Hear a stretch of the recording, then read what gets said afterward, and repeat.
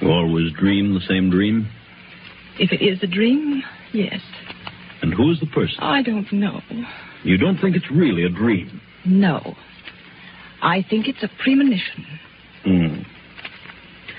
Have you any basis for such a fear in real life? Is there someone or some things you're afraid of? Doctor, I'm convinced they're not dreams, that I'm not asleep. Oh, nonsense. I'm positive they're not mere dreams.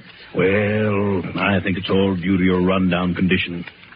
You probably don't sleep as soundly as you should, so you transfer sounds in the night to dreams at night. That's exactly what I mean. If I'm only half asleep, I may be transferring actual movements and sounds into dreams. In other words, if someone slams a door in the night, I may half hear it and attribute it to a dream. Yeah. All right. But then perhaps I'm not dreaming. Don't you see? I think you'd better come into town and have a thorough physical. You mean a checkup by a psychiatrist? Oh, I may have someone help me. It's the usual thing, you know. Oh, Dr. Henry, I'm so frightened. No. Everything's going to be all right. I'm afraid. Afraid that I'm going to die. That someone is trying to kill me. Oh, you're not going to die. That's ridiculous. I'll call you and make an appointment. That's better. Very well. In the meantime, try not to think about it. Keep your mind on the brighter side. Yes. I'll try. All afternoon and on into the evening, that awful gnawing of jealousy and fear occupy every moment. Gil and Beverly. How could they do such a thing? And how far will they go to get you out of the way, Lucia? Will they stop even at murder?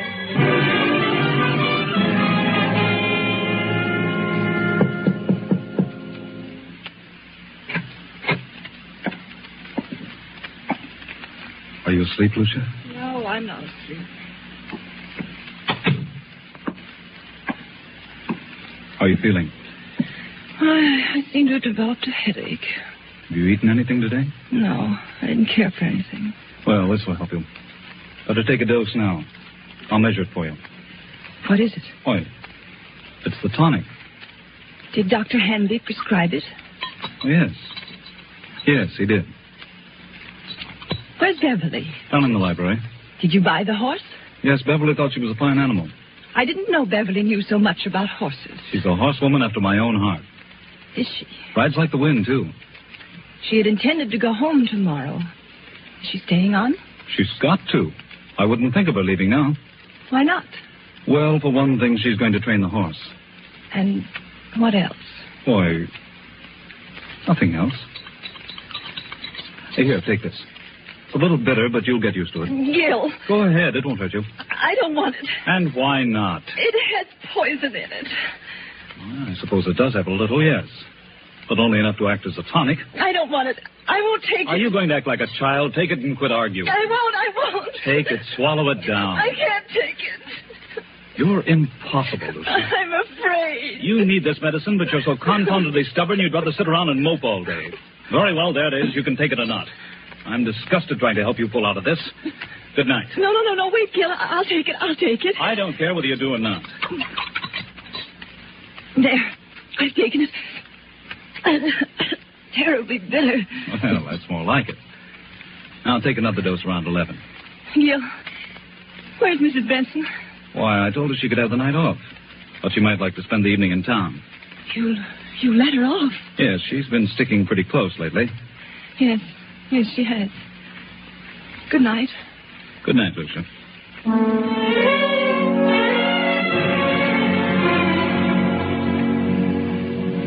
What's wrong, Gil? You look upset. I am. Lucia didn't want to take it. No? Why not? She's afraid of medicine. What are you going to do? She finally took a dose of it. But if I know her, she'll never take another drop. She's got to take it, Gil. You've got to figure out a way to make her take it. It can't be disguised. It's too bitter. Try something else. I'll try and coax her into it again. Isn't there something that tastes more pleasant or something you could put in milk or orange juice? I don't know. But I'll find something. Of course you will. You've got to. Wait a minute. There's someone listening outside the door. Oh, sir. Well, Benson, What are you doing standing here in the dark? Why, I was just going upstairs to see if Mrs. Durant wanted anything before I went out. I see. By the way, I'm staying home for a couple of days, and I thought that since you've been staying so close to the job, you'd welcome a few days' leave. Leave? Why, yes. But Mrs. Durant may prefer that I stay. I think you'd better take a little rest yourself. You needn't come back till Friday. But I don't need a rest. You come back Friday. Yes, very well. But that night, for once, the good Mrs. Benson disobeys orders. A few minutes before 12, she returns to the mansion. No lights are burning. So she makes her way quietly through the back entrance, slips up the stairs, and taps lightly on Lucia's bedroom door. Mrs. Durant? Mrs. Durant? Then she turns the knob, opens the door, and snaps on the light. Mrs. Durant, are you here? Then Benson steps quickly toward the bed. The bed is empty, but a horrible sight meets her eyes. Blood. Blood all over the bed. Oh.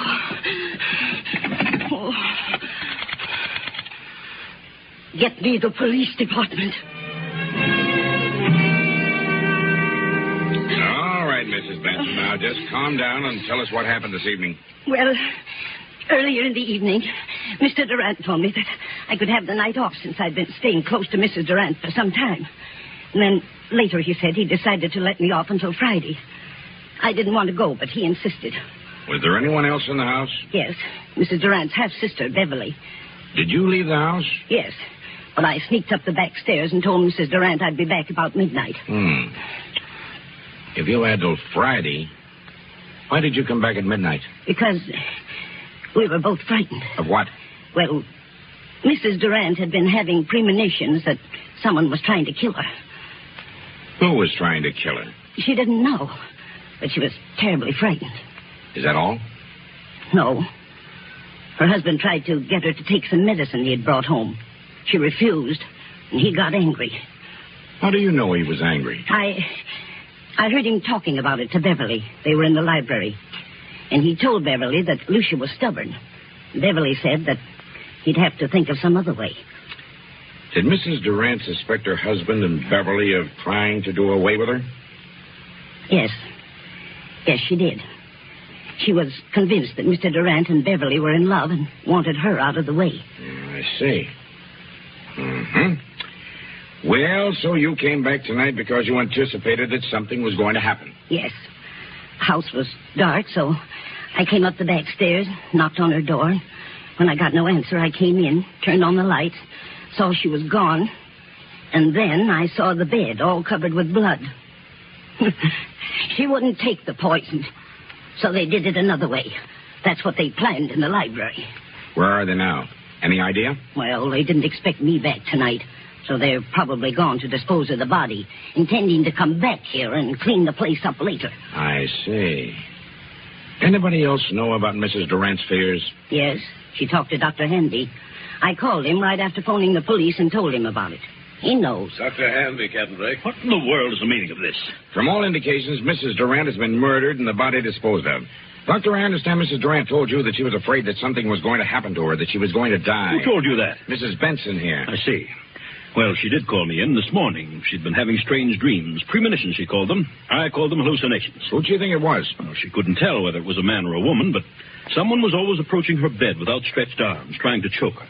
Do you think it was more than a dream? She was a sort of hypochondriac. I asked her to come into town where I could give her a thorough examination. I didn't take her story too seriously, but this certainly puts a different slant on the entire picture. Yes. We haven't found the body, but I have men out looking now. We'll find it.